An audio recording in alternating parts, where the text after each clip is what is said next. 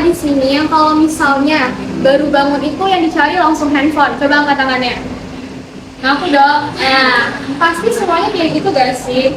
Tapi siapa di sini yang kalau misalnya baru bangun yang dicek itu langsung sosial media, langsung buka Instagram, buka TikTok, ngecek nih siapa sih yang nge-follow gue, siapa sih yang nge-like postingan gue, pasti ada dong dari kalian yang kayak gitu.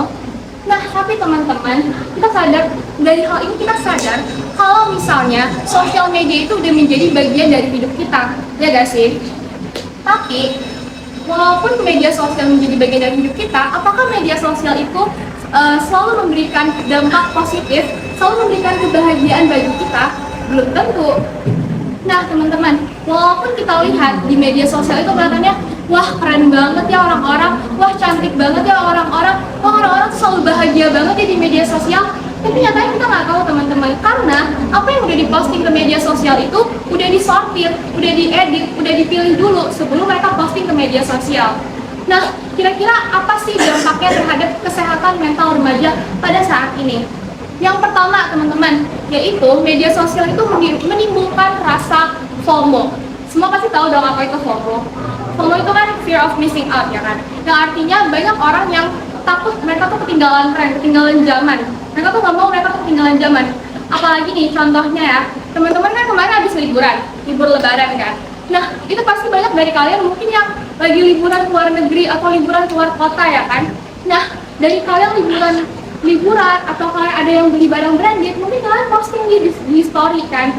Nah, mungkin kalian lihat teman kalian yang wah mereka tuh posting, mereka jalan-jalan, mereka lagi shopping atau wah hidupnya enak deh, tapi kalian tuh di rumah doang. Nah, secara langsung pasti kalian merasa kayak wah gue nggak boleh kayak gini, gue harus ikutan juga, gue harus ikutan tren, gue harus tunjukin kalau misalnya gue lagi liburan sama keluarga gue harus tunjukin kalau gue tuh juga nggak ketinggalan vibes lebarannya.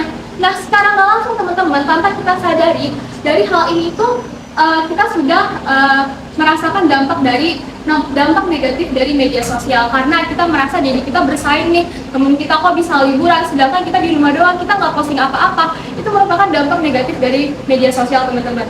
Tapi hal ini tuh bisa diatasi dengan cara kita harus memilih konten-konten yang membangun kita dengan cara membangun relasi yang lebih baik lagi lewat sosial media. Lalu kita pilih konten-konten yang positif, jangan sampai konten yang kita lihat itu menjatuhkan mental kita sendiri, teman-teman. Nah, yang kedua, tanpa kita sadari yaitu adanya validasi digital. Nah, validasi digital itu apa sih? Validasi digital itu adalah misalnya jumlah like postingan, komentar, share, atau bahkan views kita. Misalnya ini kita posting ya, posting di Instagram deh contohnya. Posting di Instagram foto kita lagi lebaran. Terus tiba-tiba kita lihat kalau misalnya yang jumlah like itu nggak sesuai sama harapan kita.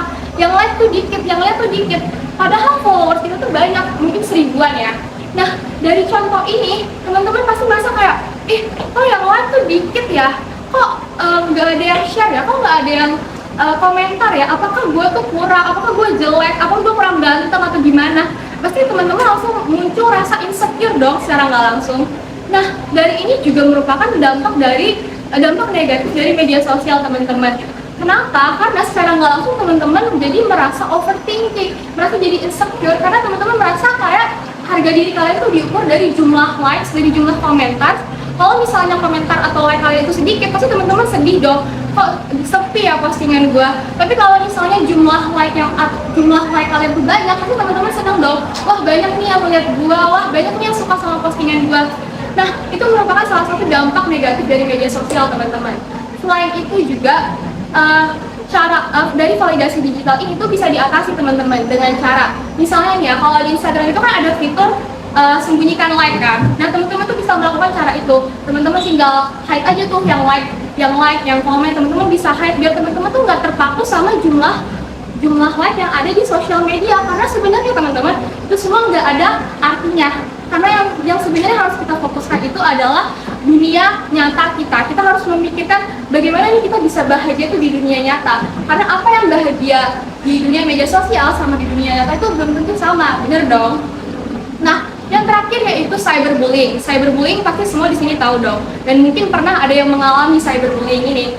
Nah, cyberbullying ini itu aku ambil contoh kasus dari seorang idol K-pop Korea yaitu Sulli. Oh teman-teman tahu. Nah Sulli ini kan dia menerima banyak sekali hujatan ya dari netizen sana.